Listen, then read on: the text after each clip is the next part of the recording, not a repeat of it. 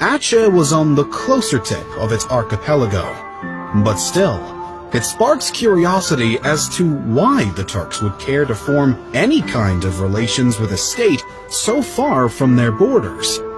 For Aceh, on the other hand, the alliance was quite understandable, with the Portuguese having recently taken control of Malacca, too close to Aceh for comfort.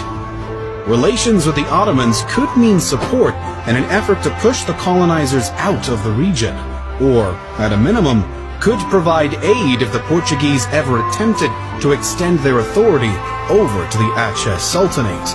Additionally, Sultan Alauddin of Aceh was eyeing some expansion of his own, hoping to make some moves towards Sumatra, and potentially do so with Ottoman assistance.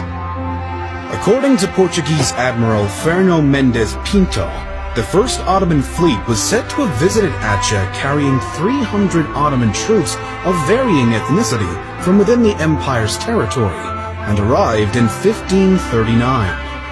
In 1564, the Ottoman Sultan, most famously known as Suleiman the Magnificent, received an embassy from the Achenese Sultan Alauddin Riayat Shah al-Qahar. Alauddin also sent a letter to the Ottoman leader, referring to him as the Caliph of Islam.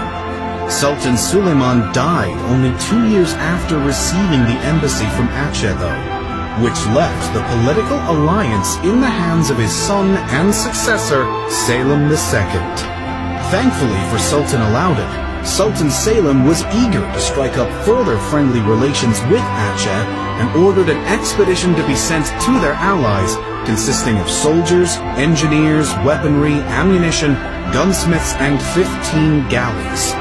Before they could reach the Indonesian archipelago though, the ships had to be redirected to deal with a rebellion in Yemen, and only 2 ever arrived in Aceh. The Ottomans would go on to send multiple fleets in addition, and continued to improve their ties with the Achenese. Oddly though, when Sultan Alauddin decided to besiege the Portuguese-controlled Malacca, Sultan Selim does not seem to have sent any reinforcements.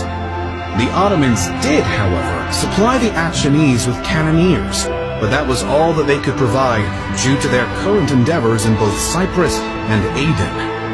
The Achenese, maybe because they lacked Ottoman support, were unsuccessful in their incursion on Malacca, although they did manage to weaken the Portuguese enough that the Sultan of the Moluccas would later push them out.